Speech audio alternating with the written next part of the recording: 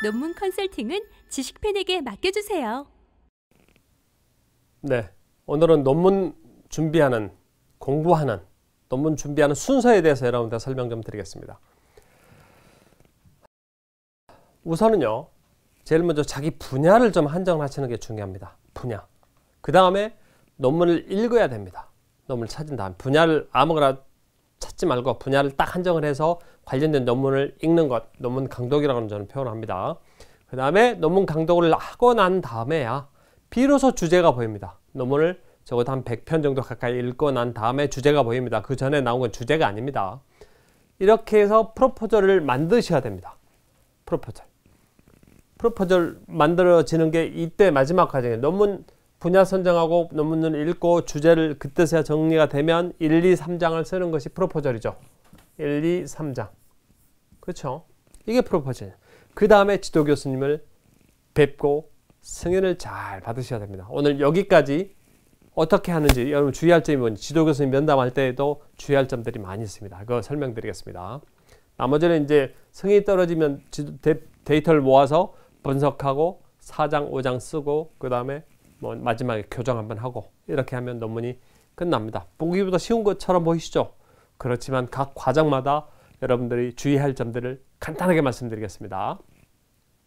연구 분야, 첫 번째 연구 분야를 선정할 때 우선 자기가 관심 있는 것에서 끌어오십시오. 지도 교수님이 관심 있는 것보다도 자기가 관심 있는 것을 우선시합니다. 저는 자기 하고 있는 일, 지난 과거 했던 일, 앞으로도 할 일, 아니면 내 주변에 무슨 문제, 그렇죠? 아이를 키우고 있으면 아이 양육과 아이들 아동 발달 심리랄지 아니면 학교 교육 시스템이랄지 뭐 이런 것들이 전부 연구 주제인 것이죠. 두 번째, 그 다음에 지도 교수님의 관심 분야는 내 관심 분야 안에서 혹시 교수님이 관심 가져볼 만한, 관심이 있을 만한 토픽이 없는가 뭐 이런 것을 그 다음 순서로 결정하시는 걸 추천드리고요. 세 번째, 사회적인 최근의 이슈, 사회적으로 굉장히 많이 대부분 문제거나 뭐 이런 거죠. 우리 사회가 여러 가지 문제점들을 참 많이 갖고 있는 사회예요. 보면 거기서 연구할 것들이 참 많은데 연구가 안 되고 있어요. 그러니까 종합적으로 보면 이렇게 자기 관심 분야, 특히 사회적 이슈에 관심 있고 더더구나 지도 교수님도 좋아할 만한 이런 분야에서 우선 논문을 찾아서 서서히 읽기 시작해야 된다. 이것이 첫 번째 연구 분야 선정하는 방법에 대한 나름대로 원칙이겠습니다. 두 번째, 논문을 읽어야 됩니다, 여러분이. 그런데 논문들을 읽기가 쉽지가 않아요. 굉장히 어려워해요. 그 이유는 있어요. 왜냐하면 첫 번째 이유는 여러분들이 연구 방법론을 몰라서 잘 못 읽어요. 연구의 핵심은 리서치 메서돌로지, 연구 방법론입니다.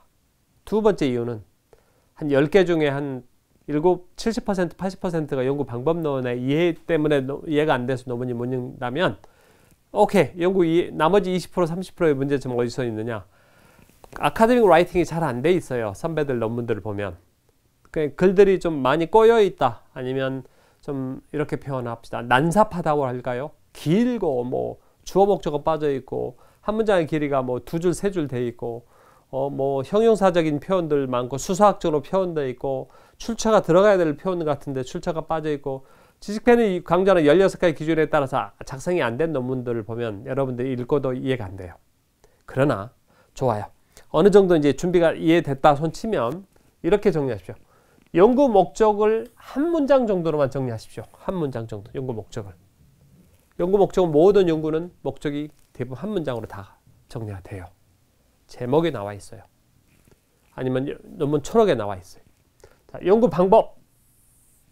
이것도 길게 하지 마십시오. 연구 방법은 설문지일 경우는 누굴 대상으로 했는지, 서울 시민인지 중학생인지, 제주도에 있는 뭐 여성 노인인지, 정확히 누구, 그 다음에 몇 명, 샘플 수, 어떻게 모았는지, 설문조사 온라인으로 했는지 아니면 전화로 했는지 뭐 이런 것도 다 방법이란 말이죠. 그 다음에 언제 했는지, 언제부터 언제까지, 그렇죠? 그 다음에 연구 방법은 분석은 무엇으로 했는지, 통계 패키지 뭘로 했는지, 잠업이랄지 이런 걸로 했는지, 아니면 뭐 R로 했는지, 스타타로 했는지, SPSS로 했는지, 그것까지 딱 정리를 해 놓으시면 한 3문장 정도면 이렇게 되겠죠.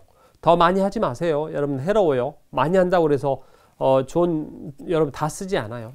마지막으로 연구 결과를 5문장 내외로 딱 정리하시는 것을 추천드려요. 어디다?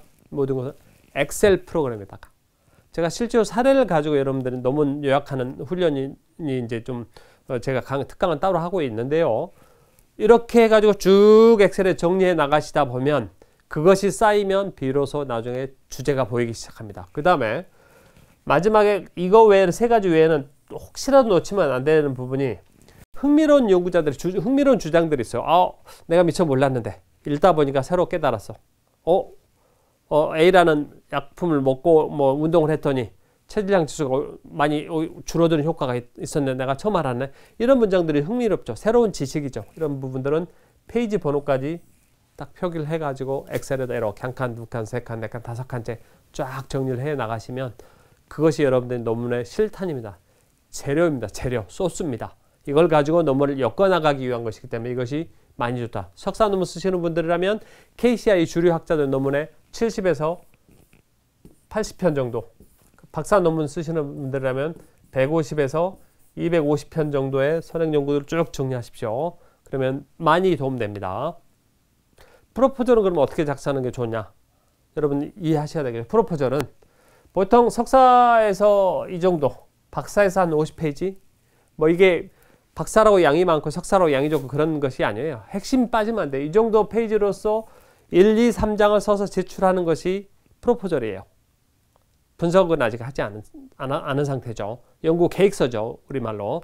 자, 1장은 무엇을 써야 되느냐? 이거 헷갈리는 분들 많아요. 1장 1절에는 사회적으로 내 연구 주제가 얼마나 중요한 의미를 갖고 있는지 그것을 설명을 해야 돼요. 제가 이거 1장 작성 방법 2시간 반 동안 따로 특강합니다. 그런 거 이용하시고요. 두 번째는 1장 2절에서는 그럼에도 불구하고 내 연구 주제는 아직 학계에서 충분히 연구가 되어 있지 않다. 아직 뭐 몇 편 안 돼 있다. 이 얘기를 하려고 하는 거. 1장 1절, 1장 2절. 자, 세 번째. 선행 연구들을 좀 비판적으로 소개하는 이 능력이 많이 중요한데요. 프로포절에서 2장이죠. 2장. 2장에다 써야 되는 거죠. 선행 연구들이 어떻게 들어왔는지, 흘러가고 있는지. 근데 이 정도 석사 논문에서는 7, 80편 정도의 선행 연구, 박사 논문 경우는 150에서 250편 정도의 선행 연구가 체계화된 문단 구조를 가지고 양괄식으로 비판적인 글쓰기가 들어가 주면 최고입니다. 비판적으로 선행 연구를 비판할 수는 없다 손치면 공통점으로라도 이렇게 문단 하나당 이렇게 문제 제기하시면서 한 3개, 5개, 7개 정도의 선행 연구를 묶어서 이렇게 흐름을 잡아 주십시오. 그러면 좋은 논문으로 프로포절을 인정받을 수 있습니다.